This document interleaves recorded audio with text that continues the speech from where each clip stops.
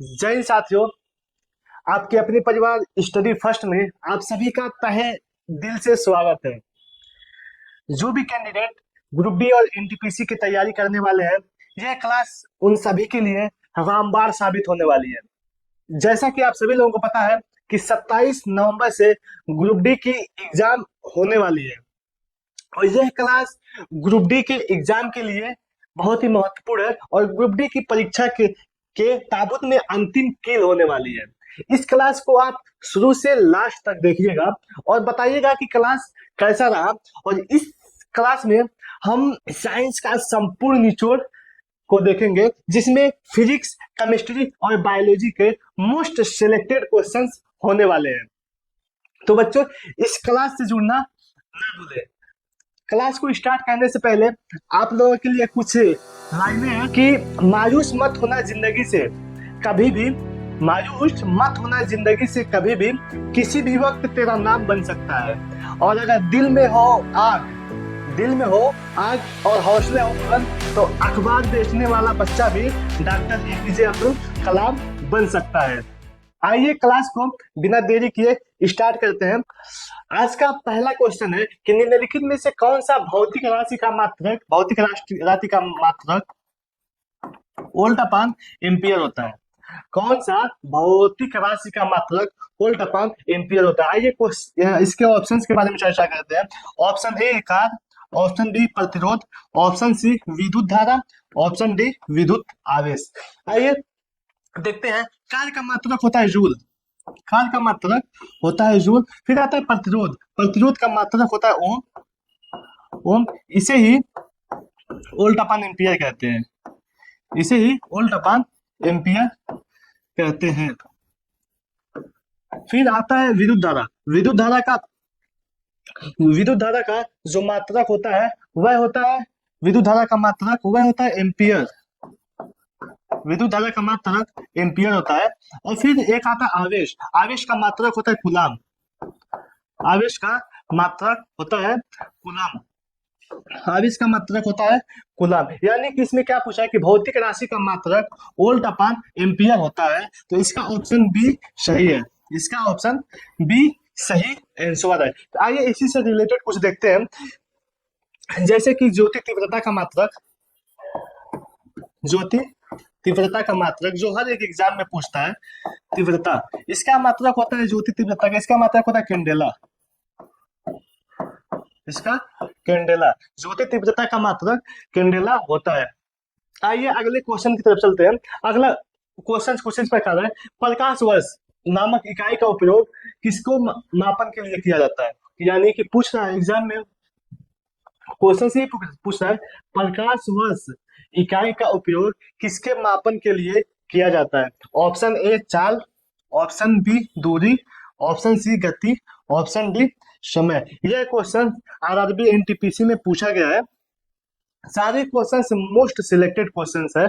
आइए इसके बारे में हम चर्चा करते हैं कि इसका उपयोग, प्रकाश वर्ष के बारे में चर्चा करते हैं कि प्रकाश वर्ष यानी कि निर्वात में प्रकाश द्वारा एक वर्ष में तय की गई दूरी को हम प्रकाश वर्ष कहते हैं। यानी कि निर्वात में प्रकाश द्वारा एक वर्ष में तय की गई दूरी को, प्रकाश द्वारा एक वर्ष में जितनी दूरी तय की जाती है उसी को हम प्रकाश वर्ष कहते हैं। और एक प्रकाश वर्ष मतलब होता है, एक प्रकाश वर्ष इक्वल टू होता है कि 9.46 गुणे 10⁻12, यानी कि यह एक प्रकाश वर्ष का मात्रक होता है। और इससे हमें पता चलता है कि प्रकाश वर्ष एक दूरी का मापन होता है, यह दूरी का मात्रक है। यानी ऑप्शन बी इसका सही आंसर है। ये आप लोग नोट कर लीजिएगा। पूछता है कि एक प्रकाश वर्ष में कितनी दूरी होती है, तो ये 9.46 गुणे 10⁻12। आइए अगले क्वेश्चन की तरफ चलते हैं। अगला क्वेश्चन ये है कि किसी पदार्थ की मात्रा को मापने के लिए निम्नलिखित में से किस इकाई का उपयोग किया जाता है। किसी पदार्थ की मात्रा को मापने के लिए निम्नलिखित में से किस इकाई का उपयोग किया जाता है। Option A lux, option B mole, option C joule, option D tesla. इसके बारे में चर्चा करते हैं। पहला है टेस्ला। टेस्ला टेस्ला ये चुंबकीय क्षेत्र की तीव्रता का मापन करता है। चुंबकीय क्षेत्र की तीव्रता का मापन ये टेस्ला करता है। जूल, जैसा कि हमने पढ़ा है कि जूल ये कार्य का मात्रक होता है। जूल यह कार्य का मात्रक होता है। इसको आप लोग याद रखिएगा, अभी एक क्वेश्चन है उसमें इसका यूज होने वाला है। यानी कि कार्य का मात्रक होता है जूल, और जो पदार्थ का मात्रक होता है, पदार्थ का वह होता है मोल। ऑप्शन बी इसका सही आंसर है। यानी कि क्वेश्चन नंबर 3 का बी ऑप्शन सही होने वाला है। आइए अगले क्वेश्चन की तरफ चलते हैं। अगला क्वेश्चन है कि वायु की गति को मापने के लिए किस उपकरण का प्रयोग किया जाता है। वायु की गति को मापने के लिए किस उपकरण का प्रयोग किया जाता है। इसका option A ammeter, B odometer, C anemometer, D hydrometer. ये नौ ऑप्शंस, और ये सारे जितने भी ऑप्शन है सारे किसी न किसी एग्जाम में पूछे गए। यानी कि एक क्वेश्चन में हम 9 से 10 प्रश्न करने वाले हैं। आइए इसको डिस्कशन करते हैं इस पे कि अमीटर अमीटर अमीटर ये विद्युत धारा का मापन करता है। अमीटर यह विद्युत धारा का मापन करता है। विद्युत धारा का मापन करता है। ऑप्शन बी यह यूडोमीटर है। यह यूडोमीटर यूडोमीटर यह वर्षा का मापन करता है। यूडोमीटर यह वर्षा का मापन करता है। फिर आता है option C anemometer. Option C anemometer यह हवा का मापन करता है। हवा का मापन करता है एनीमोमीटर। फिर एक आता है डी, ये हाइड्रोमीटर। डी कहता है हाइड्रोमीटर, ये द्रव की घनत्व का मापन करता है।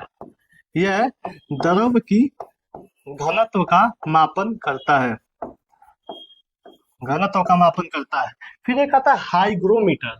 हाइग्रोमीटर यह वायुमंडल की आर्द्रता का मापन करता है। वायुमंडल की आर्द्रता का मापन करता है, वह है हाइग्रोमीटर। फिर एक आता है बैरोमीटर।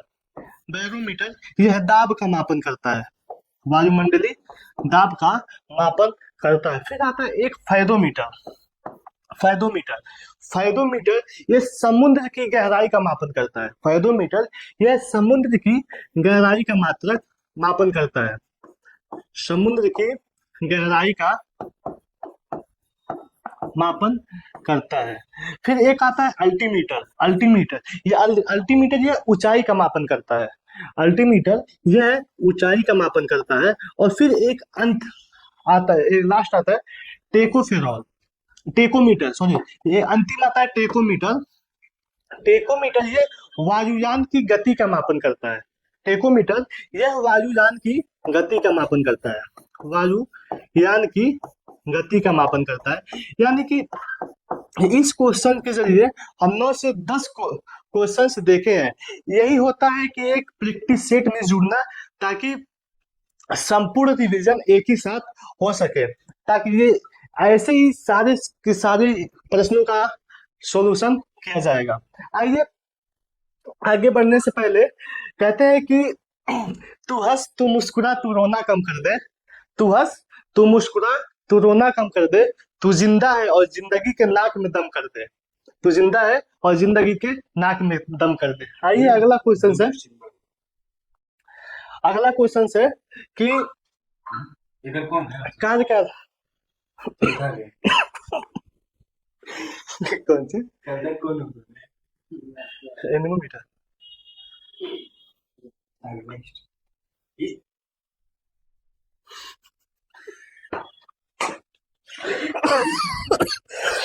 भाई ऐसी कहीं पढ़ो तो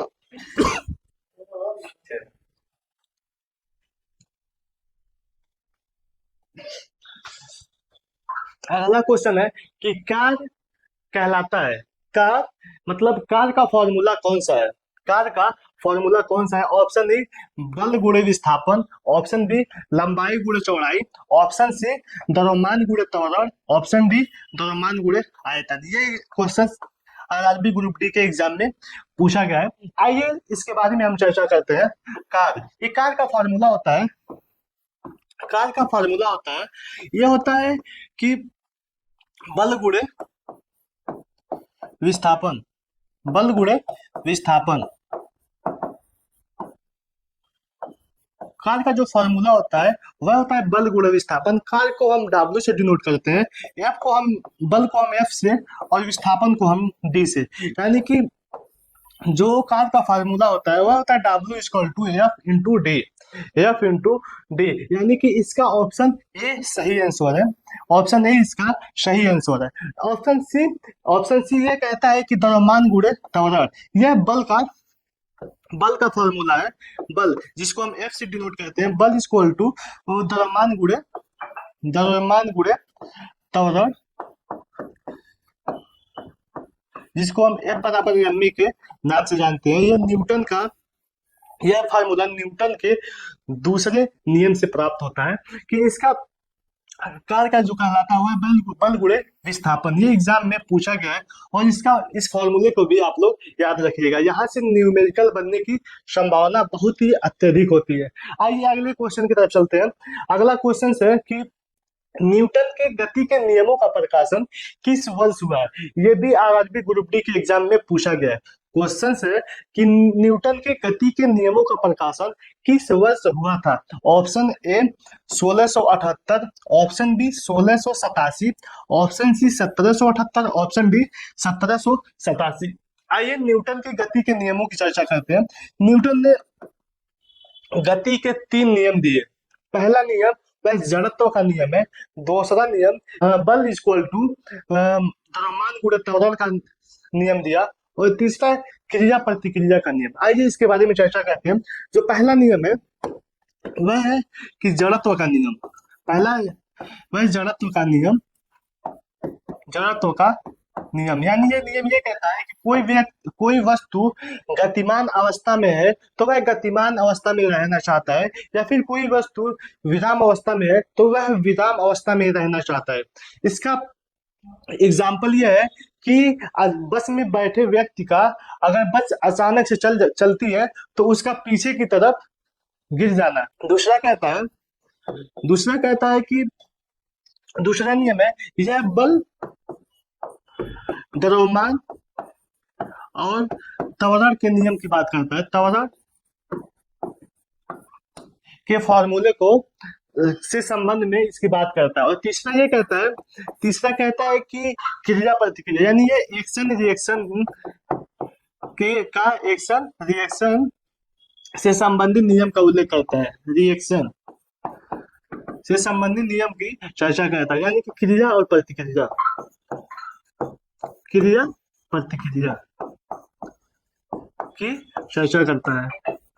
हृदय रहे न्यूटन के 3 नियमों के प्रकाशन, और इसके प्रकाशन ये करता है कि 1687 में न्यूटन ने तीनों नियमों का प्रकाशित किया। आइए अगला क्वेश्चन चलते हैं। अगला क्वेश्चन कुछ इस प्रकार है कि मिट्टी का तेल लालटेन की बत्ती में निम्नलिखित में से किस गुण के कारण ऊपर चढ़ता है। कहता है कि मिट्टी का तेल लालटेन की बत्ती में निम्नलिखित में से किस गुण के कारण ऊपर चढ़ता है। ऑप्शन ए केशिकत्व के कारण, ऑप्शन बी विसरण के कारण, ऑप्शन सी पराशर के कारण, ऑप्शन डी गुरुत्वाकर्षण के कारण।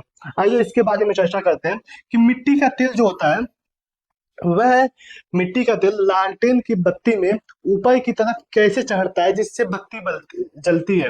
तो यह होता है केशिकत्व के कारण,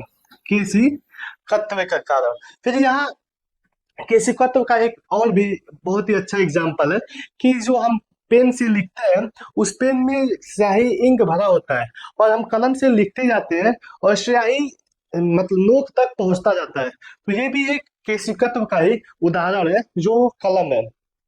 आइए इसके अगले क्वेश्चन की तरफ चलते हैं। अगला क्वेश्चन ये है कि निम्नलिखित में से किस रंग की तरंग दैर्घ्य सबसे कम होती है।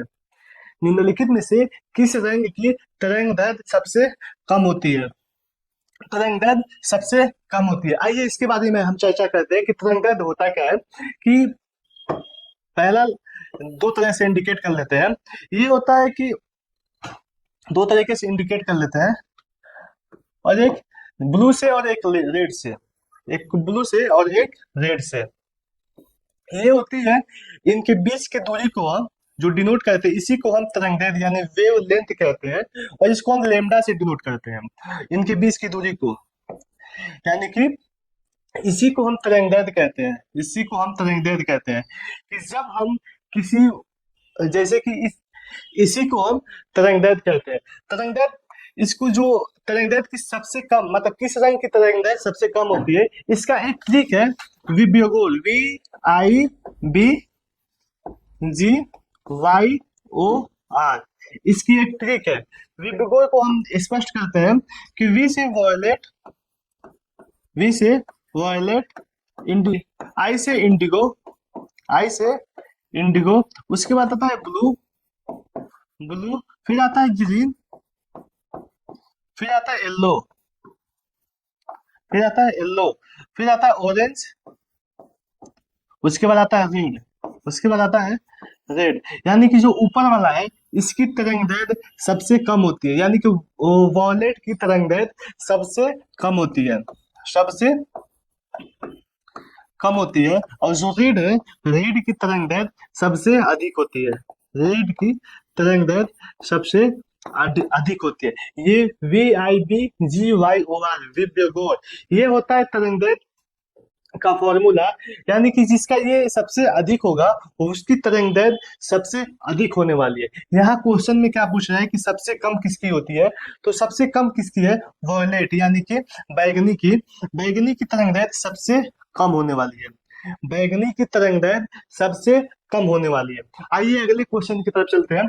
अगला क्वेश्चन कुछ इस प्रकार है कि निम्नलिखित में से निर्वात में यात्रा नहीं कर सकता, इसके बारे में हम चर्चा करते हैं कि निर्वात, ऑप्शन ए ध्वनि, ऑप्शन बी प्रकाश, ऑप्शन सी ऊष्मा, ऑप्शन डी ध्रुवीय किरणें। इसके बारे में हम चर्चा करते हैं कि ध्वनि जो होता है, ध्वनि को चलने के लिए किसी न किसी माध्यम की आवश्यकता होती है, ध्वनि निर्वात में नहीं चल सकता, यानी कि ऑप्शन ए इसका सही आंसर है, यानी कि ध्वनि को चलने के लिए किसी न किसी माध्यम की आवश्यकता होती है। और ये पूछता है कि निर्वात में कौन नहीं चल सकता, ऑप्शन ए इसका सही आंसर है। आइए अगले क्वेश्चन की तरफ चलते हैं कि मनुष्य के लिए ध्वनि का सदैव प्रकाश लगभग होता है, कि मनुष्य के लिए ध्वनि का प्रकाश लगभग होता है, यानी कि ध्वनि का प्रकाश सदैव प्रकाश लगभग होता है, कि जो ध्वनि का प्रकाश है ये तीन खंडों में विभाजित है, जिसे पहला हम कहते हैं कि अवसरव तरंगे, दूसरा होता है सरव तरंगे, तीसरा होता है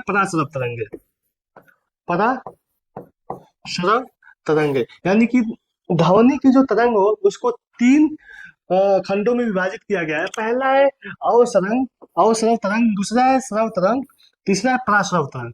अवसरव, इसको हम 20 हर्ट्ज से जो कम होते हैं, 20 हर्ट्ज से जो कम होते हैं उसको हम अवसरव तरंग कहते हैं, और ये मनुष्यों के द्वारा नहीं सुन सकते, मनुष्यों द्वारा इसको नहीं सुना जा सकता। दूसरा होता है सरव तरंग, इसके नाम से ही स्पष्ट है कि सरव जो सुना जाने योग्य हो, इसको सरव तरंग कहते हैं। ये 20 हर्ट्ज से ये 20,000 हर्ट्ज तक होता है, 20,000 हर्ट्ज तक होता है। इसको मनुष्यों द्वारा सुना जा सकता है। ये 20 से 20,000 हर्ट्ज तक जो होते हैं, जिसको हम सरव तरंगे कहते हैं, इसको मनुष्यों के द्वारा सुना जा सकता है। और एक होता है पराशरव तरंगे, ये 20,000 से जो ऊपर होते हैं, 20,000 हर्ट्ज से जो ऊपर होते हैं, इसको हम कहते हैं कि पराशरव तरंगे। और इसको कुत्ता, बिल्ली, चमगादड़ यही सुन सकते हैं। इसको भी मनुष्य नहीं सुन सकता, मनुष्य यानी इंसान द्वारा यह सुना नहीं जा सकता। यानी कि क्वेश्चन क्या पूछा है कि मनुष्य के लिए कौन सा ध्वनि सदैव प्रकाश लगभग होता है, तो इसका ऑप्शन बी सही आंसर है, 20 से 20,000 हर्ट्ज, ये ऑप्शन नंबर बी इसका सही आंसर है। ये क्वेश्चन भी NTPC CBT 2 में पूछा गया है। आइए अगले क्वेश्चन की तरफ चर्चा करते हैं। अगला क्वेश्चन कुछ इस प्रकार है कि अंतरिक्ष यान से अंतरिक्ष यात्री को आकाश का रंग कैसा दिखाई देता है। क्वेश्चन ये पूछा है कि अंतरिक्ष यान से अंतरिक्ष यात्री को आकाश का रंग कैसा दिखाई देता है। यानी कि अंतरिक्ष अंतरिक्ष में वायुमंडल नहीं पाया जाता, अंतरिक्ष में वायुमंडल नहीं पाया जाता, तो वहां पे जो प्रकाश की किरणें आती है उसका विखंडन नहीं हो सकता। यानी कि प्रकाश की किरण, जैसे कि हमें पता है कि प्रकाश की किरण जब आती है तो ये किसी से टकरा कर किरणें ये बिखर जाती हैं और ये 7 कलर की होती हैं। तो जो वहां पे वायुमंडल न पाए जाने के कारण जो किरण आती है उसमें विखंडन नहीं हो पाता, इसलिए अंतरिक्ष में जो आकाश का रंग है वह काला हमें दिखाई देता है। इसीलिए जो अंतरिक्ष में आकाश का रंग है वह काला दिखाई देता है। इसका ऑप्शन सी सही आंसर है। आइए अगले क्वेश्चन की तरफ चलते हैं। अगला क्वेश्चन कुछ इस प्रकार है कि जब प्रकाश विरल माध्यम से सघन माध्यम में प्रवेश करती है तो क्या होता है। तो इसकी गति बढ़ जाती है, इसकी गति कम हो जाती है, या इसकी गति पूर्वता रहती है, या इसकी गति पहले कम होती है फिर बढ़ती है। यानी पहले इसकी गति बढ़ती है या इसकी गति कम होती है, इसकी गति पूर्वत यानी समान रहती है, या फिर इसकी गति पहले कम होती है फिर बढ़ती है। आइए इसके बारे में चर्चा करते हैं कि ये रहा एक कांच का टुकड़ा, ये रहा एक कांच का टुकड़ा जो सघन माध्यम है। ये रहा एक कांच का टुकड़ा जो एक सघन माध्यम है, कांच का टुकड़ा ये सघन माध्यम है। और ये रहा विरल माध्यम। तो यहाँ से कोई प्रकाश की किरणें आती है, यहाँ से कोई टार्च जलाया जाता है, तो यहाँ से कोई किरण आती है, किरण आने के बाद यह यहाँ एक अभिलंब स्थापित हो जाती है और ये किरण ऐसे जाना चाहिए था, ऐसे, तो ये अभिलंब की तरफ झुक जाती है, ये ऐसे जाती है क्योंकि जब प्रकाश की किरण विरल माध्यम से सघन माध्यम में प्रवेश करती है तो अभिलंब की तरफ झुक जाती है और जब सघन होने के कारण इसकी जो गति है वह धीमी हो जाती है। सघन होने के कारण इसकी जो गति है वह धीमी हो जाती है, यानी कि इसकी गति कम हो जाती है, इसकी गति कम हो जाती है। ऑप्शन बी इसका सही आंसर है। फिर यहाँ एक और क्वेश्चन बनता है कि जब प्रकाश की गति सघन माध्यम से विरल माध्यम में आती है, यानी कि इस क्वेश्चन को अगर हम उल्टा करते हैं कि सघन माध्यम से विरल माध्यम में आती है तो क्या होता है कि यानी कि ये रहा कोई सघन माध्यम, सघन, और ये रहा विरल, यहाँ से कोई प्रकाश की किरण आती है और फिर ये सघन से विरल में प्रवेश करती है, यहाँ से विरल में प्रवेश करती है, तो यहाँ एक अभिलंब स्थापित होता है। फिर यहाँ से जब इसको प्रकाश को ऐसे जाना चाहिए था, ऐसे, तो ये अभिलंब से दूर हटती है, यानी कि इसमें जितना उसका स्पीड होता है सघन माध्यम में, जब वह विरल माध्यम में आती है, विरल माध्यम में, तो इसकी स्पीड इंक्रीज हो जाती है, यानी कि बढ़ जाती है। तो इस सिचुएशन में सघन माध्यम में से जब विरल माध्यम में आती है तो इसकी गति बढ़ जाती है, और इसमें क्या पूछा, विरल माध्यम से सघन माध्यम में जाती है तो इसकी स्पीड कम हो जाती है, इसकी स्पीड कम हो जाती है। इसका ऑप्शन बी सही आंसर है। अगले क्वेश्चन की तरफ चलते हैं। अगला क्वेश्चन ये कहता है कि अवतल दर्पण का प्रयोग किसमें नहीं होता। अवतल दर्पण का प्रयोग किसमें नहीं होता है। ऑप्शन ए टॉर्च में, ऑप्शन बी हेडलाइट में, ऑप्शन सी शेविंग दर्पण के रूम में, और ऑप्शन डी रियर व्यू दर्पण के रूम में। आइए अवतल दर्पण का प्रयोग के बारे में जानते हैं। अवतल दर्पण का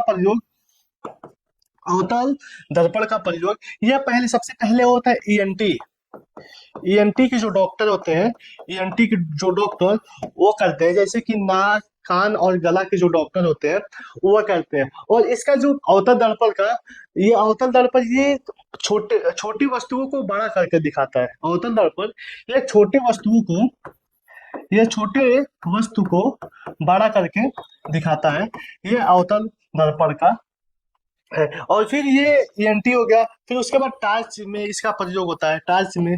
फिर उसके बाद ये जो गाड़ी की हेडलाइट होती है, गाड़ी की हेडलाइट में भी इसका प्रयोग होता है।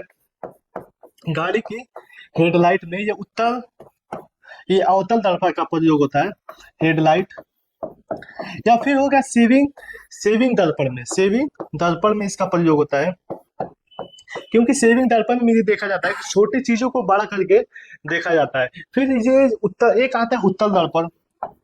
ये उत्तर दर्पण का प्रयोग होता है कि जो बाइक की जो साइड वाला मिरर होता है, साइड वाले मिरर में हम उत्तर दर्पण का प्रयोग करते हैं।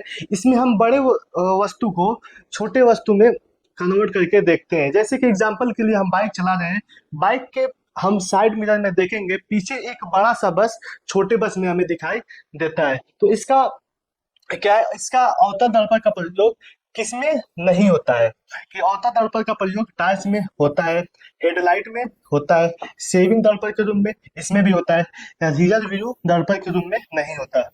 इसमें उत्तल दर्पण का प्रयोग होता है, यानी कि रियर व्यू मतलब जो गाड़ी के जो बैक शीशा होता है वो उसको कहते हैं, इसमें नहीं होता है। यानी कि इसका 13 का ऑप्शन डी इसका सही आंसर है। आइए अगले क्वेश्चन की तरफ चलते हैं। अगला क्वेश्चन ये है कि एक अश्वशक्ति में कितने वाट होते हैं, एक अश्वशक्ति में कितने वाट होते हैं। Option A 1000 watt, option B 746 watt, option C 712 watt, option D 750 watt, option D 750 watt. आइए इसके बारे में हम चर्चा करते हैं कि एक अश्वशक्ति में 746 वाट होते हैं, एक अश्वशक्ति में 746 वाट होते हैं। और ये बहुत ही महत्वपूर्ण क्वेश्चन है। ये आरआरबी ग्रुप डी के एग्जाम में पूछा गया है, एसएससी जीडी के भी एग्जाम में पूछा गया है, एसएससी सीएचएसएल के एग्जाम में पूछा गया है, और इसके साथ साथ आरआरबी ग्रुप डी के एग्जाम में भी यह पूछा गया है। तो ये आप लोगों के सामने लाना ही बहुत ही जरूरी था।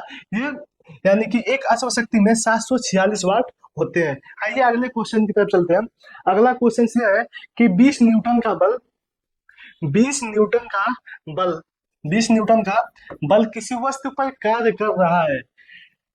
वस्तु बल की दिशा में 4 मीटर के माध्यम से विस्थापित हो तो किया गया कार्य क्या होगा, यानी कि कार्य पूछ रहा है।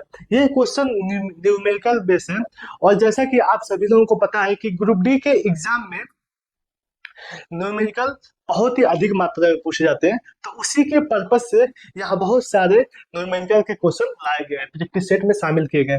आइए कहते हैं इसको सॉल्व करते हैं। जैसा कि हमने पढ़ा था कि जो कार का फार्मूला होता है वह होता है W = F × D, यानी कि बल गुणे विस्थापन।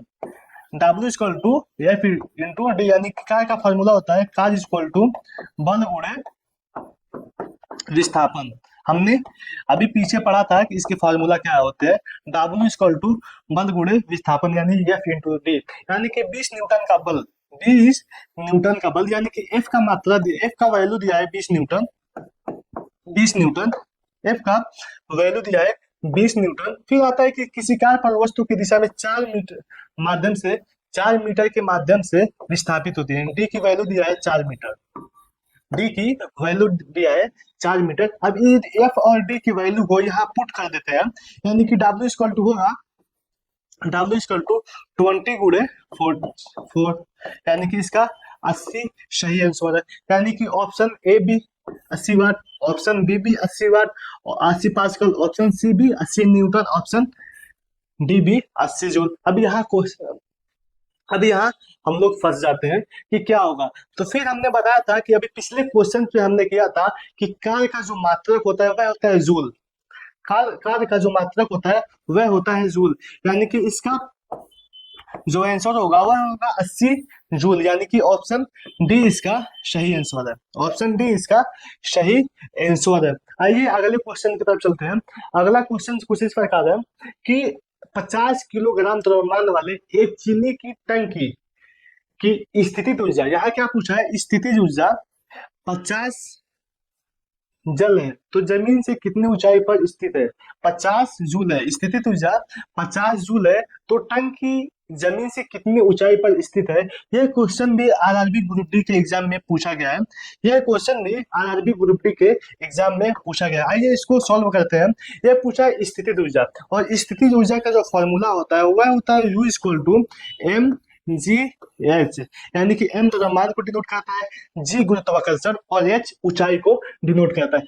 अगला क्वेश्चन है कि 50 किलोग्राम द्रव्यमान वाले 50 किलोग्राम द्रव्यमान वाले एक चीनी की टंकी की स्थितिज ऊर्जा एक चीनी स्थितिज ऊर्जा 50,000 जल जूल है, 50,000 जूल है। तो टंकी जमीन से कितनी ऊंचाई पर टंकी जमीन से कितनी ऊंचाई पर रखी गई है? ये 50 की जगह 5,000 जाएगा, 5,000 जूल है। तो ये कितनी ऊंचाई पर रखी जाती है? स्थितिज ऊर्जा का फॉर्मूला होता है, स्थितिज ऊर्जा का फॉर्मूला होता है कि यू बराबर एम जी एच। ये हर एक एग्जाम में पूछा जाता है कि स्थितिज ऊर्जा का फॉर्मूला क्या होता है। एम का मतलब होता है द्रव्यमान, जी का मतलब होता है गुरुत्वीय त्वरण, फिर एच का मतलब होता है ऊंचाई। आइए इसको सॉल्व करते हैं कि कहा है कि 50 किलोग्राम द्रव्यमान वाले, यानी कि एम की वैल्यू दी है, एम की वैल्यू दी है 50 किलोग्राम। फिर एक कहता है कि चीनी की टंकी में स्थितिज ऊर्जा का मान दिया है, जहाँ यू बराबर होता है 5,000 जूल, 5,000 जूल। टंकी जमीन से कितनी ऊंचाई पर स्थित है? एच की वैल्यू हमको ज्ञात करना है, एच की वैल्यू हमको ज्ञात करना है। आइए देखते हैं। यू का मान दिया है कि 5,000 जूल, यू का मान दिया है वह दिया है कि 5,000 जूल, यू का मान 5,000 जूल। फिर एम का मान दिया है, वह एम का मान दिया है 50 के जी, एम का मान दिया है 50 के जी। जी का मान जैसे कि क्वेश्चन में बताया गया है, जहाँ जी बराबर होता है वह 10 मीटर प्रति सेकेंड, वहाँ 10, जहाँ जी बराबर होता है 10 मीटर। फिर आता है यहाँ एम एच, यानी कि इसको हम अगर सोल्व करेंगे तो ये 0 से 0 कट जाएगा, एक 0 से 1 0 कट जाएगा, 5 से ये कट जाएगा, यानी कि एच की वैल्यू आ जाएगी, वह आ जाएगी 10 मीटर। एच की वैल्यू आ जाएगी 10 मीटर, यानी कि ऑप्शन बी इसका सही आंसर है, ऑप्शन बी इसका सही आंसर है। आइए अगले क्वेश्चन की तरफ चलते हैं। अगला क्वेश्चन से कुछ इस प्रकार है कि यदि 25 किलोग्राम के द्रव्यमान वाली कोई वस्तु 8 मीटर प्रति सेकंड स्क्वायर के समान त्वरण के साथ गतिमान है, तो वस्तु द्वारा लगाया गया बल है, वस्तु द्वारा लगाया गया बल है, यानी कि बल पूछ रहा है। तो जैसा कि हमने पढ़ा है कि बल का एक फॉर्मूला होता है, वह होता है द्रव्यमान गुणे त्वरण, यानी कि F equal to M into A, द्रव्यमान गुणे त्वरण। आइए इसके बारे में चर्चा करते हैं कि यदि 25 किलो द्रव्यमान, एम का वैल्यू दिया है, एम का वैल्यू दिया है, वह दिया है 25 किलोग्राम, 25 किलोग्राम एम की वैल्यू दी है। फिर आता है दूसरा कि वाली कोई वस्तु समान त्वरण, यानी कि एक का मान दिया है, वह दिया 8 मीटर प्रति सेकेंड गतिमान है, तो वस्तु द्वारा लगाया गया बल क्या होगा? इसको यहाँ पे रखते हैं, एफ इक्वल टू 25 गुणे 8, एफ इक्वल टू 25 गुणे 8। जब इसको हम गुणा करेंगे तो ये 25 8 200, 25 8 200 यहाँ इसका सही आंसर होगा, यानी कि 200 न्यूटन जो बल होता है उसका मात्रक होता है न्यूटन, बल का मात्रक होता है न्यूटन, यानी कि ऑप्शन ए इसका सही आंसर है, ऑप्शन ए इसका सही आंसर है, यानी कि जो बल का मात्रक होता है वह होता है न्यूटन, तो इसका ऑप्शन ए सही है। आइए अगले क्वेश्चन की तरफ चलते हैं। अगला क्वेश्चन, ये क्वेश्चन बहुत ही महत्वपूर्ण क्वेश्चन है। क्वेश्चन ये कहता है, अगला क्वेश्चन ये है कि 200 ग्राम द्रव्यमान वाली एक वस्तु का उसकी 10 जूल गति के साथ संवेग होगा, 10 जूल गति ऊर्जा के साथ संवेग क्या होगा? इसमें क्या पूछा है? इस क्वेश्चन में संवेग पूछा है, इस क्वेश्चन में पूछा है संवेग, और संवेग का जो फॉर्मूला होता है वह होता है P इक्वल टू एम और V, P equal to M V। और क्वेश्चन क्या दिया है कि क्वेश्चन को देखने से पहले पहले ऑप्शन की तरफ चर्चा करते हैं। ऑप्शन कह रहा है कि किलोग्राम किलोग्राम किलोग्राम किलोग्राम, और यहाँ जो क्वेश्चन दिया हुआ है ग्राम में दिया है, यानी कि m का मान जो ग्राम में दिया है वो दिया है 200 ग्राम। तो इसको हम सबसे पहले किलोग्राम में कन्वर्ट करेंगे, तो किलोग्राम में कन्वर्ट करने के लिए इसको हम 1000 से भाग देते हैं, तो ये हो जाएगा 0.2 किलोग्राम, 0.2 किलोग्राम, यानी कि m का जो वैल्यू है वह है 0.2 kg किलोग्राम। फिर दूसरा क्या कहता है कि गतिज ऊर्जा का मान दिया है जिसको हम काइनेटिक एनर्जी कहते हैं, वह दिया है कि 8 जूल, 10 जूल। तो काइनेटिक एनर्जी का फॉर्मूला होता है के ई बराबर 1/2 mv²। mv²। हमको तो सबसे पहले P का मान निकालना है, तो M का मान तो हमें पता है, V का निकालना है। तो V का, तो काइनेटिक एनर्जी का फॉर्मूला 10 1/2 और M का 0.2 गुणे V²। इसको हम सॉल्व करेंगे तो यहाँ जाएगा, तो ये हो जाएगा V² का मान हो जाएगा, V² का मान होगा ये 20/0.2। इसको हम सॉल्व करेंगे तो ये 100 आएगा, यानी कि V² का मान 100 है, तो V बराबर आ जाएगा 10। V बराबर 10। आइए फिर हम इसमें पुट कर देते हैं कि P का वैल्यू पूछा है, M का मान जो दिया है, M का मान दिया है 0.2 और V का मान 10, यानी कि जो इसका आंसर होगा वह होगा P बराबर 2 किलोमीटर प्रति सेकेंड, किलोग्राम मीटर प्रति सेकेंड। ये ऑप्शन ए इसका सही आंसर है। ऑप्शन ए इसका सही आंसर है। ये क्वेश्चन ग्रुप डी के एग्जाम में 2018 में पूछा गया है। सारे पीवाईक्यू के क्वेश्चन सॉल्व किए जा रहे हैं। आइए अगले क्वेश्चन की तरफ चलते हैं। अगला क्वेश्चन ये है कि एक चालक समान गति से अपनी कार को चलाता है और 60 सेकंड में 288 मीटर की दूरी तय करता है, तो गति ज्ञात कीजिए। तो उसकी गति ज्ञात कीजिए। इसको सॉल्व करते हैं कि एक फॉर्मूला होता है चाल इक्वल टू दूरी अपान समय,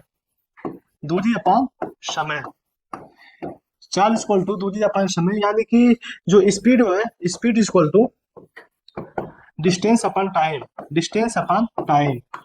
इस फॉर्मूले पे हम रखते हैं कि गति पूछा है, गति यानी कि स्पीड पूछा है, तो जो चाल है, डिस्टेंस दिया है 40 मीटर, 288 मीटर की दूरी, 288 अपन 60 सेकंड में। तो इसको हम सबसे पहले इसको हम काटेंगे 6 दामी 60 और 6 चौको 28, 6 चौको 28, 8 सके 48, यानी कि इसका जो होगा 48/10। फिर जब इसको जाएगा 0 से यहाँ पॉइंट बढ़ जाएगा 4.8 मीटर प्रति सेकंड, इसका सही आंसर आ जाएगा। ऑप्शन ए इसका सही आंसर होने वाला है। आइए अगले क्वेश्चन की तरफ चलते हैं। अगला क्वेश्चन ये है कि एक वस्तु का भार पृथ्वी पर 6000 न्यूटन है, चांद की सतह पर उसका भार क्या होगा? यानी कि पृथ्वी की सतह पर उसका भार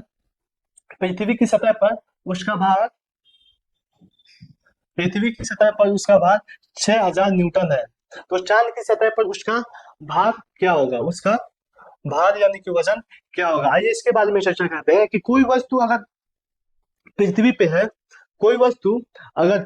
है तो चंद्रमा पर उसका जो वजन होगा वह पृथ्वी के वजन से 1/6 होगा। यानी कि कोई वस्तु अगर हमारा वेट 60 kg है, ये हम पृथ्वी पे है, तो हम चंद्रमा पे जाएंगे तो हमारा जो वजन होगा वह 60 का 1/6 होगा, यानी कि हमारा 10 kg वहां पे वेट होने वाला है। तो इसी प्रकार इसका है कि जो पृथ्वी का वजन वह चंद्रमा के वजन का 6 गुना है, चंद्रमा के वजन का 6 गुना होने वाला है। यानी कि क्या आपका है, पृथ्वी का वजन 6000 है और चंद्रमा का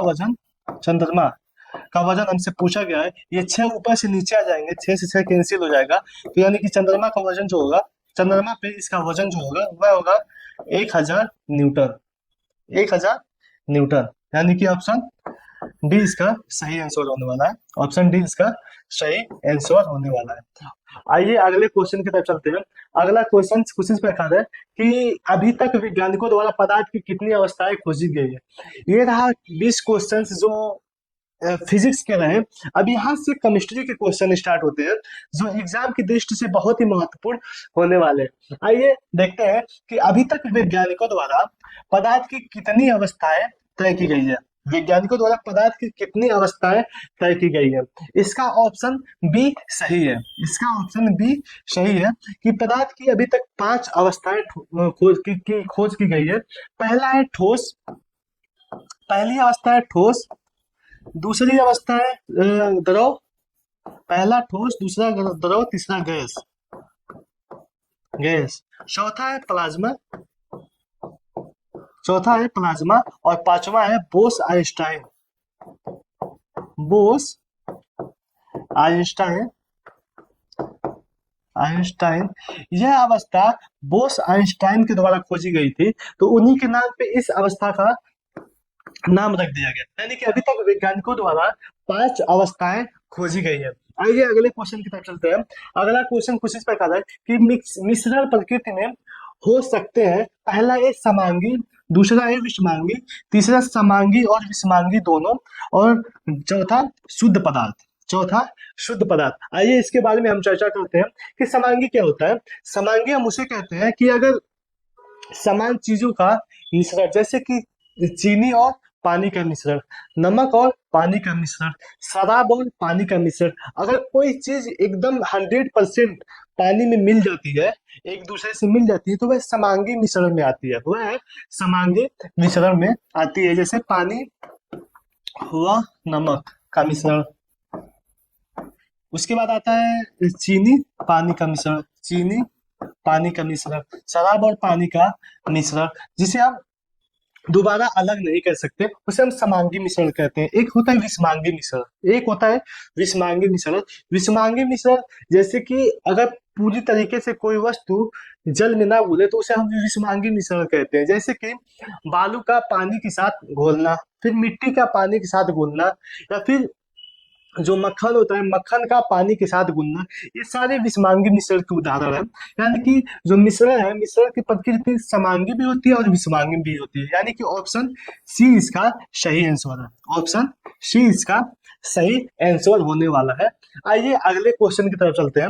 अगला क्वेश्चन कुछ इस प्रकार है कि आधुनिक आवर्त सारणी में, आधुनिक आवर्त सारणी में तत्वों को कितने वर्गों में विभाजित किया गया है, तत्वों को कितने वर्गों में विभाजित किया गया है। आइए इसके बारे में हम चर्चा करते हैं कि तत्वों को कितने वर्गों में विभाजित किया गया है।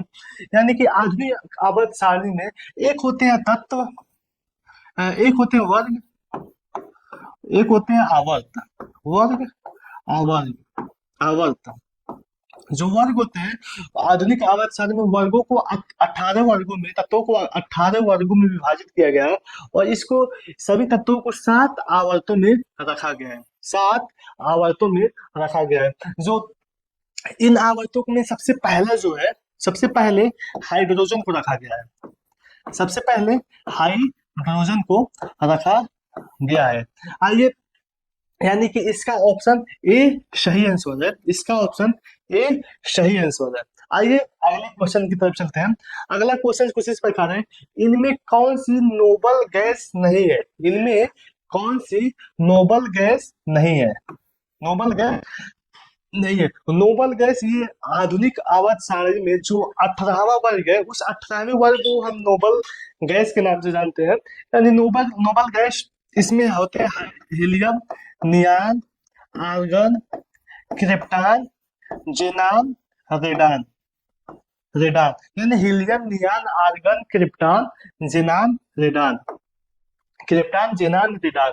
इसमें देखते हैं ये सारे नोबल गैसेस है, ये सारे नोबल गैसेस है। ये 18वें वर्ग के हैं और इन्हें 18वें वर्ग को नोबल गैस कहा जाता है। आइए देखते हैं कि कौन इनमें से ऑप्शन नोबल गैसेस नहीं है। हीलियम, हीलियम है, नियान है, आर्गन भी है, यानी कि जेनान, जेनान भी है, क्रिप्टॉन, क्रिप्टॉन भी है, और रेडॉन, रेडॉन भी है। यानी कि हाइड्रोजन इसका आंसर है, यानी हाइड्रोजन एक नोबेल गैस नहीं है। आइए इस पीरियोडिक टेबल से कुछ महत्वपूर्ण चीजें जानते हैं कि क्वेश्चन ये पूछता है कि सबसे हल्की गैस कौन सी है, सबसे हल्की गैस पीरियोडिक टेबल में सबसे हल्की गैस कौन सी है, सबसे हल्की गैस वह होती है, सबसे हल्की गैस वह है हीलियम, वह है हीलियम। पूछता है कि सबसे कठोर पदार्थ या धातु कौन सी है, सबसे कठोर, सबसे कठोर वह होती है प्लेटिनम। सबसे कठोर धातु कौन सी है, वह होती है प्लेटिनम, वह होती है प्लेटिनम। ये आप लोग लगे हाथों नोट कर लीजिएगा। आइए अगले क्वेश्चन की तरफ चलते हैं। अगला क्वेश्चन है कि परमाणु के भीतर न्यूट्रॉन द्वारा प्रोटॉन पर आरोपित बल कहलाता है। परमाणु के भीतर परमाणु के भीतर न्यूट्रॉन द्वारा प्रोटॉन पर आरोपित बल कहलाता है। ऑप्शन ए नाभिकीय बल, ऑप्शन बी विद्युत स्थैतिक बल, ऑप्शन सी गुरुत्वाकर्षण बल, ऑप्शन डी ज्वारीय बल। आइए इसके बारे में चर्चा करते हैं। ये रहा हमारा परमाणु, ये रहा हमारा परमाणु। परमाणु के अंदर होते हैं प्रोटॉन और न्यूट्रॉन। परमाणु के अंदर जो नाभिक होते हैं, नाभिक में रहते हैं एक प्रोटॉन, प्रोटॉन को प्लस से दर्शाते हैं, एक होते हैं न्यूट्रॉन। न्यूट्रॉन को हम ये उदासीन होते हैं, इसमें प्लस या माइनस की चार्जेस नहीं होते, इसलिए इसे हम बिंदी से दर्शाते हैं। और एक होता है जो इसका चक्कर लगाते हैं, उसको कहते हैं न्यूट्रॉन। न्यूट्रॉन ये सारे एक दूसरे से नाभिक द्वारा, ये नाभिकीय बल से जुड़े होते हैं, यह नाभिकीय बल से जुड़े होते हैं। ये ऐसे गोल गोल चक्कर लगाते हैं और ये नाभिकीय बल द्वारा चक्कर लगाते हैं, नाभिकीय बल द्वारा एक दूसरे से जुड़े होते हैं। अगर जुड़े ना होते तो ये ऐसे चक्कर लगाते लगाते इधर चले जाते हैं, या फिर ऐसे इधर चला जाता है, या फिर ऐसे चला जाता है। यानी कि नाभिकीय बल इसको एक दूसरे से जोड़ा हुआ है। इसका बी ये सही आंसर है। आइए इसके बारे में कुछ चर्चा करते हैं, इलेक्ट्रॉन, प्रोटॉन और न्यूट्रॉन के बारे में।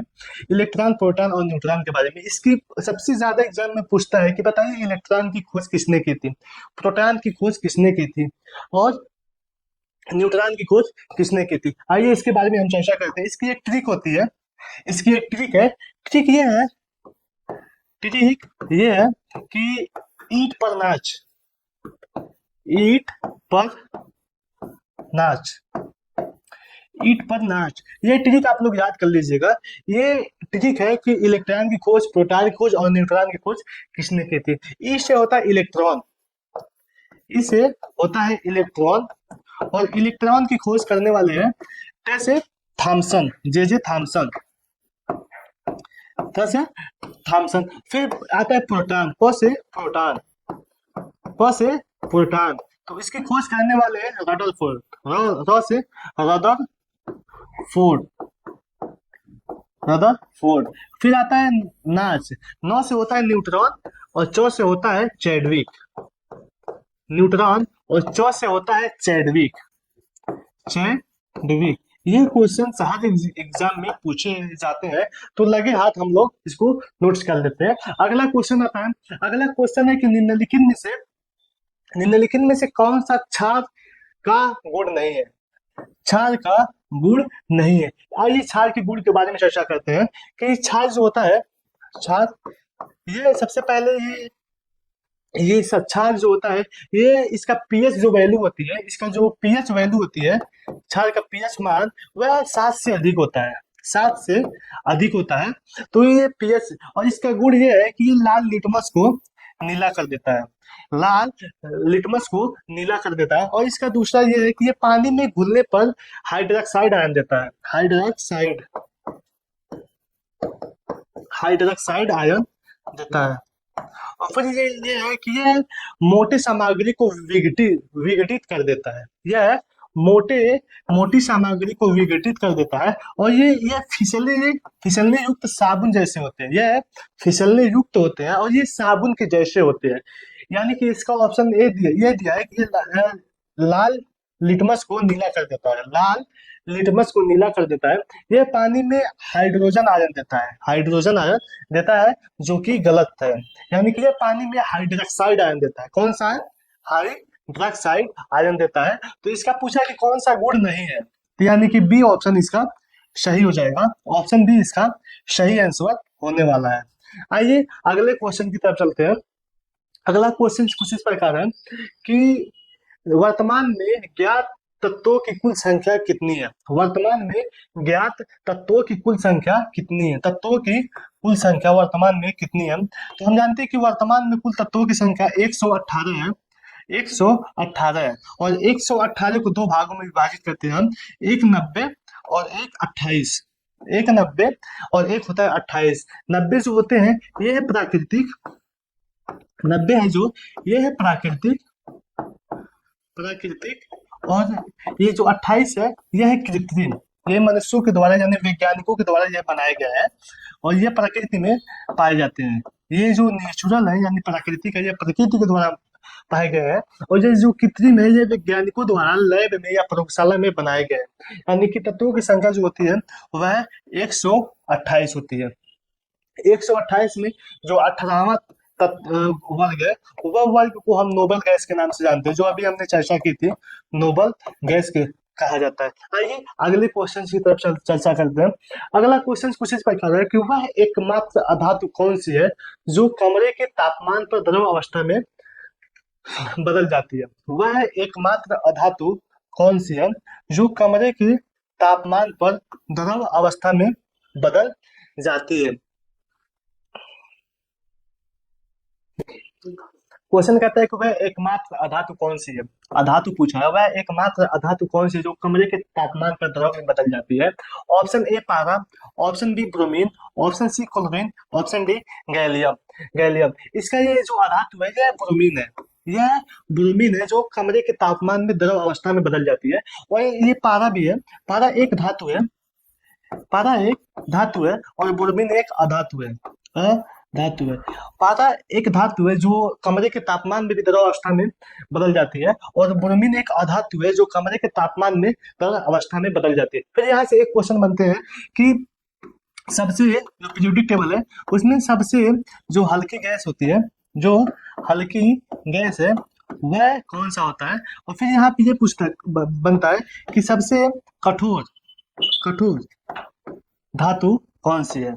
सबसे कठोर धातु कौन सी है इसके बारे में हम चर्चा करते हैं। सबसे हल्की गैस अभी हमने पढ़ा है कि यह हीलियम होती है और सबसे कठोर जो धातु होती है वह होती है ओस्मियम। वह होती है ओस्मियम। वह होती है ओस्मियम। आइए आगे चलते हैं। अगला है कि पीतल में किसका मिश्रण होता है।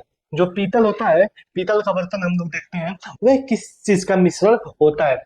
ऑप्शन ए सीसा और टीन का, ऑप्शन बी तांबा और जस्ता का, ऑप्शन सी टीन और जस्ता का, ऑप्शन डी तांबा और टीन का। आइए इसके बारे में चर्चा करते हैं। पीतल, पीतल को हम याद करेंगे पिताजी के नाम से। पीतल को हम याद करेंगे पिताजी के नाम से। पिताजी। अब पिता से हो गया पीतल, तो से हो गया पीतल, तो से तांबा और जो से जस्ता। यानी कि जो तांबा होता है वह तांबा और जस्ता से मिलकर बना होता है। तांबा और जस्ता से, जिसमें तांबे का मात्रा होता है 30% और जस्ते का मात्रा होता है 70%। ये क्वेश्चन भी एग्जाम में पूछा गया है कि बताइए पीतल में तांबे और जस्ते का मिश्रण कितना परसेंटेज होता है। तो ये लगे हाथ हम नोट कर लेते हैं। फिर यहाँ एक ऑप्शन होता है, इसका ऑप्शन बी सही आंसर है। ऑप्शन बी सही है। एक है सीसा और टीन। सीसा और टीन हम देखे होंगे कि इलेक्ट्रॉनिक दुकान पे जो सोल्डर करते हैं, सोल्डिंग, उसका वह जो सोल्डिंग होता है वह सीसा और टीन का मिश्रण होता है। जो सोल्डर होता है वह सीसा और टीन का मिश्रण होता है। आइए अगले क्वेश्चन की तरफ चलते हैं। अगला क्वेश्चन ये है कि किस गैस को हंसने वाली गैस के नाम से जानते हैं। हंसने वाली गैस यानी लॉफिंग गैस के नाम से जानते हैं। हंसने वाली गैस के नाम से जानते हैं। Option A helium, option B carbon dioxide, option C nitrous oxide और ऑप्शन डी मीथेन। हंसने वाली गैस जिसको हम लॉफिंग गैस के नाम से जानते हैं, इसको हम कहते हैं नाइट्रस ऑक्साइड। Nitrous oxide. और ये इसका जो फॉर्मूला होता है वह होता है N2O। इसका जो फॉर्मूला होता है वह होता है N2O। यानी कि ऑप्शन सी इसका सही आंसर है। ऑप्शन सी इसका सही आंसर है। ऑप्शन डी में एक है मीथेन। आइए लगे हाथों मीथेन को भी नोट कर लेते हैं। मीथेन ये धान की खेती में पाया जाता है। यह मीथेन यह धान की खेती में पाया जाता है और ये धान की खेती के साथ साथ जो हमारे चारवाहे जो होते हैं, जैसे गाय हो गया, भैंस हो गया, ये जो जुगाली करते हैं, अपने मुंह को डुलाते हैं, उस मुंह से भी ये मीथेन गैस निकलता है। क्वेश्चन एग्जाम में पूछा था कि बताइए जुगाली करते हुए जानवरों में कौन से गैस निकलते हैं, तो वह मीथेन गैस निकलते हैं। वहां से मीथेन गैस निकलते हैं। आइए अगले क्वेश्चन की तरफ चलते हैं। अगला क्वेश्चन कुछ इस प्रकार है। निम्नलिखित में से किस प्रकार के कोयले में कार्बन की मात्रा सर्वाधिक होती है। किस प्रकार के कोयले में कार्बन की मात्रा अधिक होती है। आइए कोयले के बारे में जानते हैं। कोयले के बारे में चर्चा करते हैं। कोयले की 4 प्रकार की प्रजातियां पाई जाती है। कोयले 4 प्रकार के पाए जाते हैं। कोयला 4 प्रकार के पाए जाते हैं। पहला होता है कि एंथ्रेसाइट।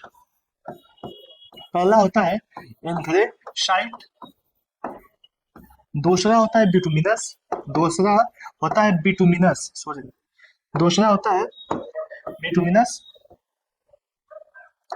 बिटुमिनस। तीसरा होता है लिग्नाइट, तीसरा होता है लिग्नाइट, और चौथा होता है पीट, चौथा होता है पीट। यानी कि एंथ्रेसाइट, बिटुमिनस और लिग्नाइट, पीट, एंथ्रेसाइट, बिटुमिनस, लिग्नाइट, पीट। इसके बारे में चर्चा करते हैं कि सर्वाधिक कार्बन की मात्रा, कार्बन की मात्रा होता क्या है, इसके बारे में हम चर्चा करते हैं कि कोयले में जितनी अधिक कार्बन की मात्रा पाई जाती है वह कोयला उतना ही शुद्ध माना जाता है, वह कोयला उतना ही शुद्ध माना जाता है। यानी कि जो एंथ्रेसाइट होती है इसमें 80 से 95%, 80 से 95% की कार्बन की मात्रा पाई जाती है। इसमें जो होता है ये 60 से 80% की 80% के बीच कार्बन की मात्रा पाई जाती है। इसमें जो होता है ये 50 से 55 के बीच कार्बन की मात्रा पाई जाती है। इसमें 40% के आसपास कार्बन की मात्रा पाई जाती है। यानी कि जो एंथ्रेसाइट है ये सर्वाधिक मात्रा इसमें कार्बन की होती है। और ये क्वेश्चन में क्या पूछा है कि कार्बन की सर्वाधिक मात्रा किसमें होती है, ये होती है ऑप्शन बी, एंथ्रेसाइट में। और फिर यहाँ से क्वेश्चन ये बनता है कि भारत में सबसे अधिक किस प्रकार की कोयला पाई जाती है। क्वेश्चन ये पूछा गया है और हर एक एग्जाम में पूछा जाता है कि बताइए जो जो भारत में किस प्रकार की कोयला सबसे अधिक पाई जाती है, तो वह होता है बिटुमिनस, वह होता है बिटुमिनस। भारत में यह सर्वाधिक पाई जाती है, भारत में यह सर्वाधिक पाई जाती है। लगे हाँ तो इसको भी नोट कर ले हम लोग, सर्वाधिक यह पाई जाती है। आइए अगले क्वेश्चन की तरफ चलते हैं। अगला क्वेश्चन कुछ इस प्रकार है, कहता है कि रसोई गैस के रिसाव को आसानी से पता लगाया जा सकता है। कहता है कि रसोई गैस के रिसाव को हमें आसानी से पता लगाया जा सकता है कि किसके प्रसार से, मतलब क्या ऐसा चीज है जिससे हमें पता चलता है कि गैस का लीकेज हो रहा है। तो आइए इसके बारे में चर्चा करते हैं। एक एक ऑप्शन है methyl isocyanide, option B nitrous oxide, option C ethyl मार्केटोटोन, ऑप्शन डी हाइड्रोजन। इसके बारे में हम चर्चा करते हैं कि पहले रसोई गैस के बारे में बात करते हैं। रसोई गैस को हम सबसे पहले कहते हैं एलपीजी, एलपीजी यानी कि लिक्विड पेट्रोलियम गैस। यहाँ से एक क्वेश्चन और बनते हैं कि बताइए जो हमारे घर सिलेंडर आते हैं उस सिलेंडर में जो गैस होते हैं वह किस फॉर्म में होते हैं। तो यहाँ पहले ही इंडिकेट कर दिया गया है कि एलपीजी यानी कि वह लिक्विड के फॉर्म में होते हैं, ना कि गैस के फॉर्म में, वह लिक्विड के फॉर्म में होते हैं। फिर आता है कि एलपीजी में कौन सी गैसों का मिश्रण होता है, एलपीजी में कौन सी गैसों का मिश्रण होता है। तो जब गैस लीकेज होती है तो हमारे घर में बड़े और बुजुर्ग कहते हैं कि जल्दी से बंद कर दीजिए, बंद करो, वरना हमके बीपी होता है, जल्दी से बंद करो हमारा बीपी लो होता है। यानी कि इसमें होता है कि बीपी, यानी कि बीपी, यह एक याद करने का तरीका है। बीपी यानी कि एक होता है ब्यूटेन, एक होता है ब्यूटेन और एक होता है प्रोपेन, ब्यूटेन और प्रोपेन। ये ट्रिक है, ये बीपी यानी कि बी से ब्यूटेन, प्लस से प्रोपेन। ये एग्जाम में पूछा जाता है कि बताइए रसोई गैस यानी सिलेंडर में कौन सी गैस पाए जाते हैं, तो वह होता है ब्यूटेन और प्रोपेन। अब यहाँ से क्वेश्चन एक और बनता है कि बताइए जब सिलेंडर लीकेज होता है तो हमें कैसे पता चलता है किस चीज का स्मेल या किस चीज का गंध आता है। तो वह होता है कि मिथाइल मार्केप्टोन, वह होता है इथाइल मार्केप्टोन का, यानी ऑप्शन सी इसका सही आंसर है। इसी से हमें पता चलता है कि गैस का लीकेज होता है। आइए अगले क्वेश्चन की तरफ चलते हैं। अगला क्वेश्चन कुछ इस प्रकार है कि निम्न में से किसका ये यहाँ से बायोलॉजी का क्वेश्चन स्टार्ट होता है। ये कहता है कि निम्न में से जानवरों में से किसकी अपेक्षाकृत अधिक लंबी आंत होती है, यानी कि जो इंटेस्टाइन की बात कर रहा है, यानी कि आंत, छोटी आंत सबसे लंबी किसमें होती है। ऑप्शन ए कुत्ता, ऑप्शन बी बाघ, ऑप्शन सी लोमड़ी, ऑप्शन डी खरगोश। ये बहुत ही अच्छा क्वेश्चन है, ये बायोलॉजी का बहुत ही अच्छा क्वेश्चन है। आइए इसके बारे में चर्चा करते हैं। ये सारे जो आंत होती है, ये आंत की लंबाई या आंत की जो लंबाई होती है यह डिपेंड करती है कि आप शाकाहारी है या मांसाहारी, शाकाहारी है या मांसाहारी, या मांसाहारी। शाकाहारी में शाकाहारी में मांसाहारी की तुलना में अधिक लंबी आंत होती है, क्योंकि शाकाहारी जानवर जो होते हैं वह घास खाते हैं, पत्ता खाते हैं। तो इस ये पत्ता और घास इसमें जो डाइजेस्ट होने में ज्यादा समय लगता है, इसलिए इनकी जो आंत होती है वह मांसाहारी की तुलना में अधिक लंबी होती है। यह मांसाहारी की तुलना में अधिक लंबी होती है शाकाहारी की। तो आइए इसमें देखते हैं कि कौन शाकाहारी है कौन मांसाहारी। कुत्ता, जैसा कि हम कुत्ता को जानते हैं कि ये एक मांसाहारी है, बाघ को भी हम जानते हैं ये एक मांसाहारी है, लोमड़ी को भी हम जानते हैं कि ये एक मांसाहारी है। जो खरगोश है ये एक शाकाहारी जानवर है, यानी कि यह घास फूस खाता है, घास और पत्ता खाता है। आइए इसका ऑप्शन बी सही है। आइए अगले क्वेश्चन की तरफ चर्चा करते हैं। अगला क्वेश्चन कुछ इस प्रकार है कि निम्नलिखित में से कौन सा वृद्धि के लिए आवश्यक प्रोटीन है? कौन सा वृद्धि के लिए आवश्यक प्रोटीन है? आवश्यक प्रोटीन है। तो निम्नलिखित में से कौन सा वृद्धि के लिए आवश्यक प्रोटीन है, इसके बारे में चर्चा करते हैं। कि ऑप्शन ए दाल, ऑप्शन बी सेब, ऑप्शन सी पत्तेदार सब्जियां, ऑप्शन डी अनाज। आइए इसके बारे में चर्चा करते हैं कि सर्वाधिक जो प्रोटीन पाए जाते हैं वह पाए जाते हैं सर्वाधिक प्रोटीन जो पाए जाते हैं वह पाए जाते हैं सोयाबीन में, वह पाए जाते हैं सोयाबीन में।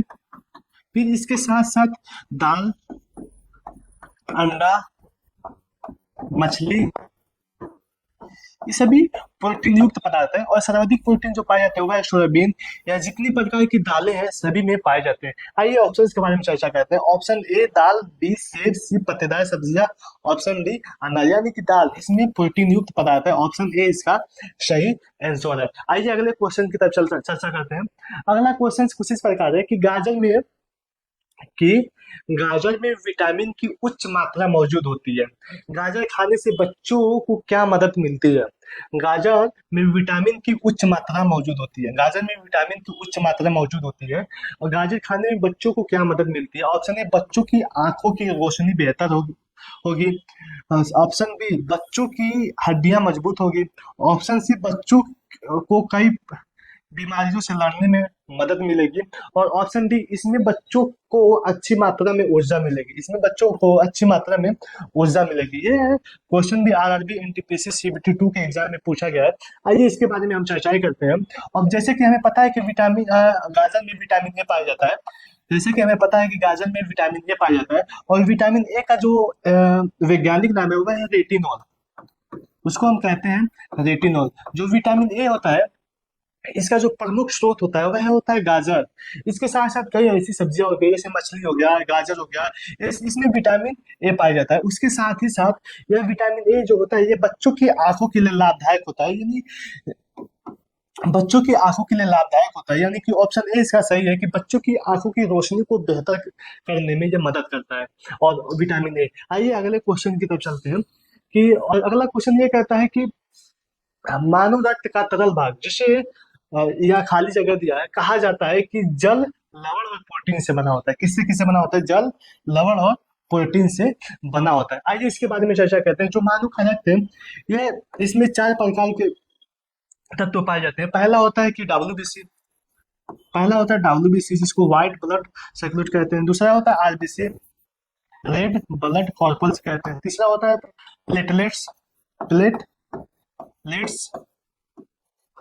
और एक होता है प्लाज्मा।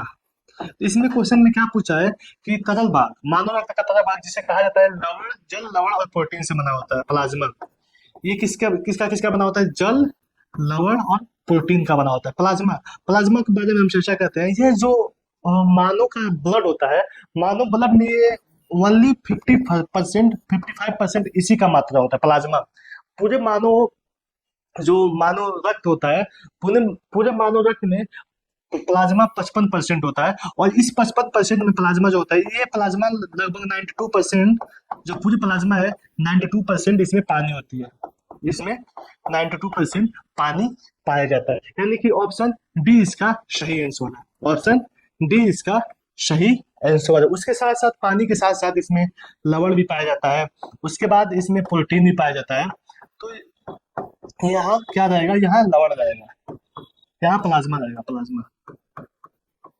यानी कि कह रहा है कि मानव रक्त का तरल भाग जिसे प्लाज्मा कहा जाता है, जिसमें जल, लवण और प्रोटीन से बना होता है। आइए अगले क्वेश्चन की तरफ चलते हैं। अगला क्वेश्चन ये कहता है कि मानव शरीर की सबसे लंबी हड्डी कौन सी है? आइए हड्डियों के बारे में चर्चा करते हैं। मानव शरीर की सबसे लंबी हड्डी कौन सी है? Option A tibia, option B जांघ की हड्डी, option C mandible, option D stapes. आइए इसके बारे में चर्चा करते हैं। टीबिया और फेबुला यह पैर की हड्डी है, यह पैर की 2 हड्डियां हैं। फिर एक जांघ की हड्डी जिसको हम फीमर कहते हैं, फीमर। इसकी खास बात यह है कि यह शरीर की सबसे बड़ी हड्डी है, शरीर की सबसे बड़ी हड्डी, सबसे बड़ी हड्डी इसको कहा जाता है। एक होता है मेंडिबल, मेंडिबल इसकी ये जबड़े की हड्डी है, यह जबड़े की हड्डी है, ये जबड़े की हड्डी है और ये शरीर की सबसे मजबूत हड्डी है, ये शरीर की सबसे मजबूत हड्डी है, मजबूत हड्डी है मेंडिबल। मेंडिबल मेंडिबल मेंडिबल इसे कहा जाता है, ये मेंडिबल ये शरीर की सबसे मजबूत हड्डी है जिसको हम जबड़े की हड्डी के नाम से जानते हैं। एक है स्टेपीज, स्टेपीज ये कान में पाई जाती है, कान के मध्य भाग में ये पाई जाती है और ये इसकी खास बात ये है कि ये है शरीर की सबसे, ये है शरीर की सबसे छोटी हड्डी है, शरीर की सबसे छोटी हड्डी, सबसे छोटी हड्डी पर है और ये कान में पाई जाती है, यह है कान में पाई जाती है। ये रहा इसका डिस्कशन। आइए अगले क्वेश्चन की तरफ चलते हैं। अगला क्वेश्चन कुछ इस प्रकार है कि पक्षियों के अध्ययन को क्या कहा जाता है, पक्षियों के अध्ययन को क्या कहा जाता है, पक्षियों के अध्ययन को क्या कहा जाता है। Option A herpetology, option B sericulture, option C viticulture, option D ornithology. आइए इसके बारे में चर्चा करते हैं कि ऑर्निथोलॉजी, ऑर्निथोलॉजी का पक्षियों का अध्ययन करते हैं, पक्षियों का अध्ययन इसमें किया जाता है और इसके साथ साथ आता है एक विटिकल्चर, एक आता है विटिकल्चर, इसको अंगूर की खेती का अध्ययन करते हैं, अंगूर की खेती का अध्ययन, अंगूर की खेती का अध्ययन इसमें किया जाता है। फिर एक आता है सेरिकल्चर, ये रेशम का अध्ययन किया जाता है, रेशम का अध्ययन किया जाता है। और एक होता है हार्पिटोलॉजी, ये सरीसृप का अध्ययन किया जाता है, सरीसृप मतलब जैसे सांप हो गया, उसके साथ साथ बिच्छू हो गया, गोजर हो गया, मगरमच्छ हो गया, सरीसृप ये जानवर होते हैं, सरीसृप, इसका अध्ययन किया जाता है इसमें। फिर एक आता है ओलेरी कल्चर, ओलेरी कल्चर, ओलेरी कल्चर, क्या लेरी, वो लेरी, क्या लेरी, ओलेरी, ओलेरी मतलब सब्जी लेरी, यानी कि सब्जी का अध्ययन, सब्जी का अध्ययन, सब्जी का अध्ययन। ये रहा इसका डिस्कशन। आइए अगले क्वेश्चन की तरफ चलते हैं। अगला क्वेश्चन ये है कि निम्नलिखित में से जल में घुलनशील कौन सी है, जल में निम्नलिखित में से जल में घुलनशील कौन सी है, जल में घुलनशील कौन सी विटामिन है। आइए इसके बारे में चर्चा करते हैं। जल में घुलनशील विटामिन, इसको हम याद करेंगे, गई भैंस पानी में, गई भैंस पानी में, पानी में, भैंस से हम याद करेंगे, भ से भैंस, बी और स से सी, भैंस, यानी कि बी और सी जो है वह पानी में घुलनशील है, वह है पानी में घुलनशील है, यानी कि ऑप्शन बी सी इसका और विटामिन बी इसका सही है। इसके साथ बी प्लस सी, ये दोनों बी और सी पानी में घुलनशील है। और जो वसा में घुलनशील है, वह जो वसा में घुलनशील है, इसका ट्रिक है कीड़ा, इसका ट्रिक है कीड़ा, यानी कि vitamin A, vitamin D, vitamin E और विटामिन के, ये चारों विटामिन वसा में घुलनशील है। ये रहा विटामिन का डिस्कशन। आइए अगले पेज पे चलते हैं।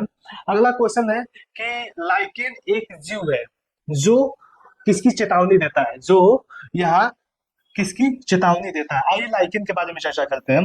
लाइकेन ये कवक और शैवाल का पहला प्यार है, कवक और शैवाल का सहजीवन है, कवक और शैवाल, कवक और इसके साथ साथ शैवाल, शैवाल का प्यार है, यानी कि सहजीवन है, कवक और शैवाल का सहजीवन है, सहजीवन है लाइकेन। लाइकेन यहाँ कहता है लाइकेन एक प्रदूषण का यह संकेतक है, लाइकेन प्रदूषण का संकेतक है। लाइकेन जहाँ होता है, मतलब लाइकेन की उत्पत्ति यह दर्शाती है कि वहाँ प्रदूषण का मात्रा क्या है, जहाँ अधिक प्रदूषण होगा वहाँ लाइकेन की उत्पत्ति नहीं होती है, यानी कि इसका ऑप्शन बी सही है। यहाँ की जहाँ वायु प्रदूषण की मात्रा अधिक होगी वहाँ लाइकेन की मौजूदगी कम होगी। आइए इसके लाइकेन के बारे में चर्चा करते हैं कि जो लिटमस पेपर होता है, लिटमस ये एग्जाम में पूछा है कि लिटमस किसका बना होता है। लिटमस ये लाइकेन का बना होता है, लाइकेन का बना होता है। और ये जो लिटमस है ये क्या नाम है, अम्ल और छाल की पहचान कराता है। लिटमस यह अम्ल और क्षार की पहचान कराता है। अम्ल और क्षार की पहचान कराता है। अम्ल और क्षार की पहचान कराता है।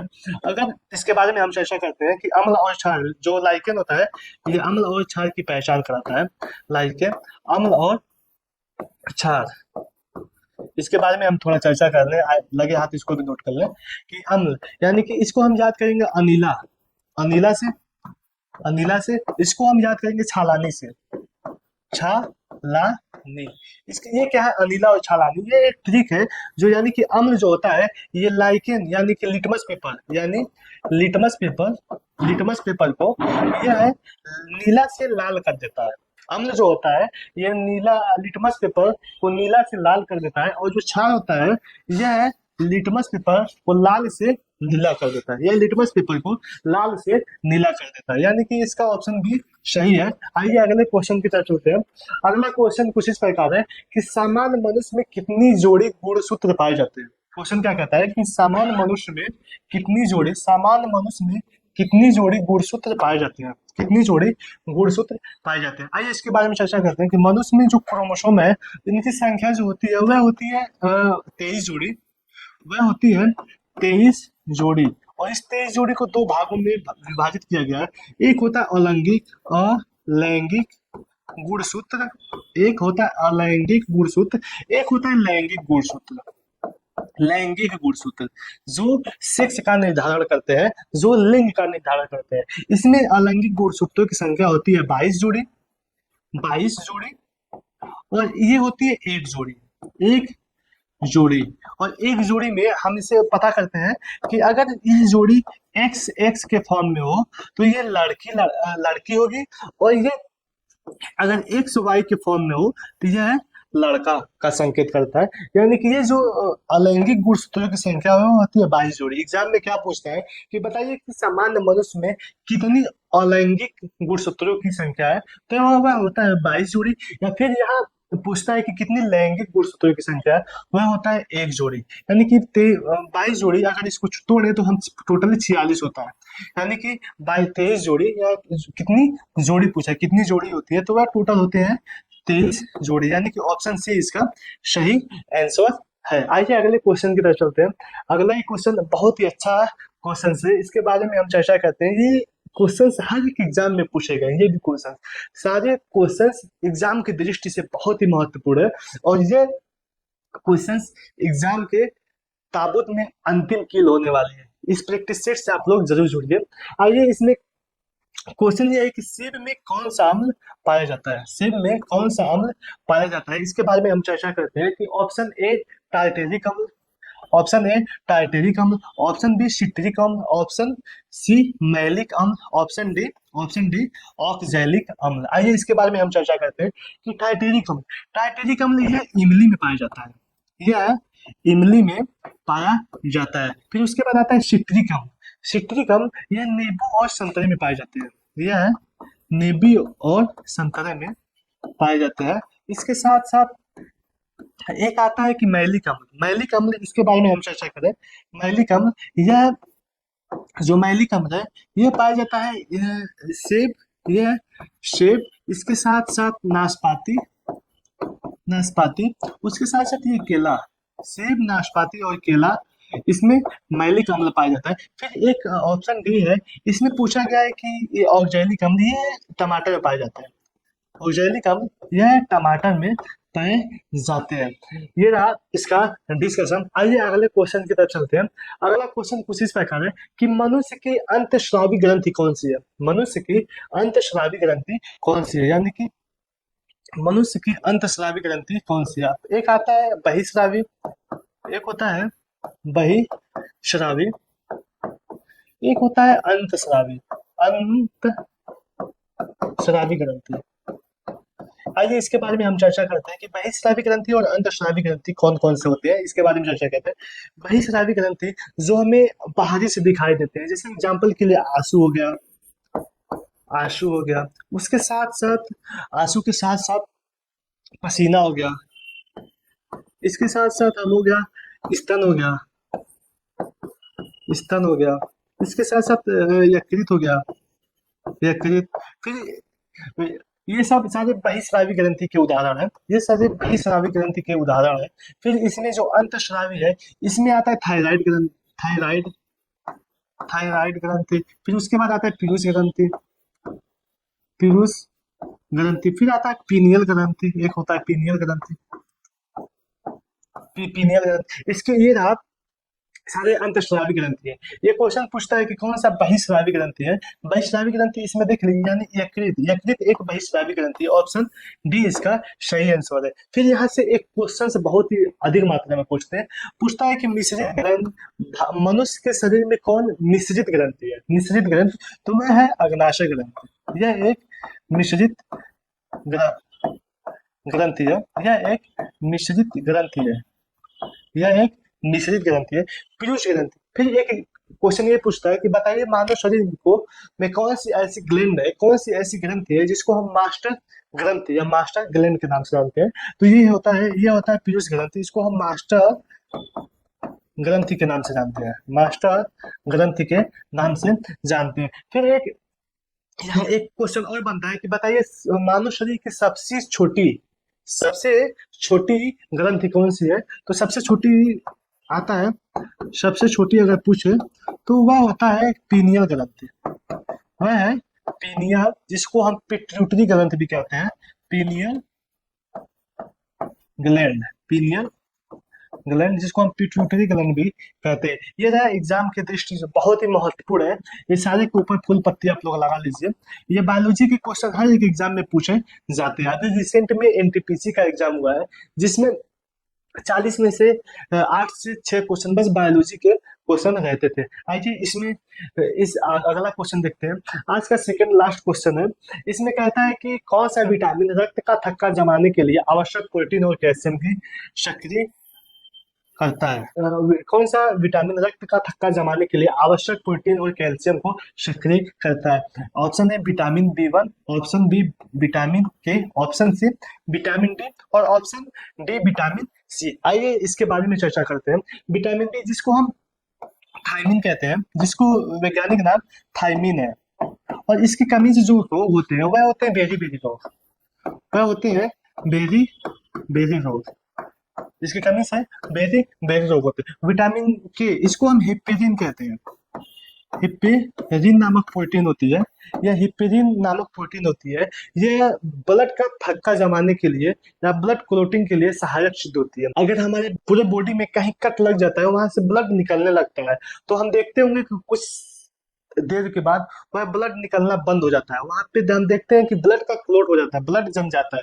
तो वही हिप्पेरिन नामक प्रोटीन जो होती है, यह रक्त का थक्का जमाने के लिए सहायक होती है, और ये मनुष्य के शरीर में बहुत ही अच्छा निर्णायक सिद्ध होता है। अगर ये न रहे तो मनुष्य के शरीर में रक्त का थक्का नहीं जमता है। उसी कारण एक बीमारी होती है जिसको हम कहते हैं कि शाही बीमारी के नाम से जाना जाता है। तो जिसका नाम होता है हिप्पेरिन नामक प्रोटीन की कमी से एक बीमारी होता है जिसमें रक्त का थक्का नहीं जमता है, जिसको हम हीमोफीलिया कहते हैं। हीमोफीलिया में रक्त का थक्का नहीं जमता है, इसलिए ये बीमारी सबसे पहले ब्रिटेन के शाही फैमिली में पाए गए थे, इसलिए उसको शाही बीमारी भी कहते हैं, शाही बीमारी भी कहा जाता है। ऑप्शन डी इसकी कमी से रिकेट्स नामक रोग होता है, रिकेट्स नामक रोग होता है। ऑप्शन सी का जो नाम है उसका नाम है एस्कॉर्बिक एसिड, एस्कॉर्बिक अम्ल। आइए अगले क्वेश्चन की तरफ चलते हैं। अगला क्वेश्चन कुछ इस प्रकार है कि हमारे शरीर में प्रोटीन की कमी से कौन सा रोग होते हैं। क्वेश्चन क्या कहता है कि हमारे शरीर में प्रोटीन की कमी से कौन सा रोग होते हैं। प्रोटीन की कमी से 2 रोग होते हैं मनुष्य के शरीर में। एक होता है मैरास्मस, एक होता है मैरास्मस, और एक होता है क्वाशियोरकोर, एक होता है क्वाशियोरकोर, क्वाशियोरकोर।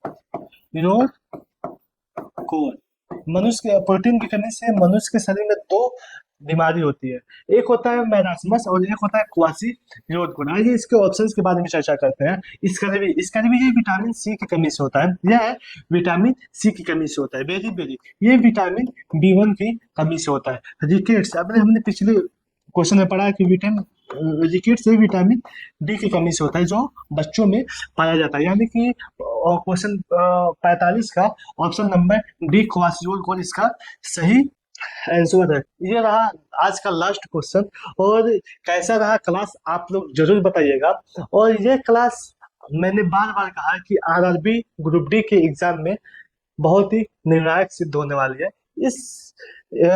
इस प्रैक्टिस सेट को आप अपने सभी दोस्तों के साथ जरूर शेयर कीजिएगा।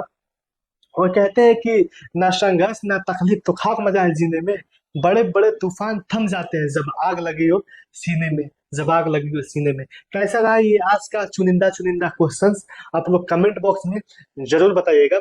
और जितना ज्यादा हो सके अपने दोस्तों को शेयर कीजिएगा। और जो भी कैंडिडेट, जो भी छात्र स्टडी फर्स्ट में नए हैं, वो स्टडी फर्स्ट से जुड़ना ना भूलें। मिलते हैं अगले वीडियो में और अगले। तो दोस्तों कल आप लोगों का ग्रुप डी का एग्जाम है, तो कल शाम को हम सभी लोग इसके बारे में चर्चाएं भी करेंगे कि कैसा रहा आज का क्वेश्चंस और कैसा रहा आज का पेपर। इसके बारे में हम लोग डिस्कशन भी करेंगे। मिलते हैं अगले वीडियो में। ओके, जय हिंद।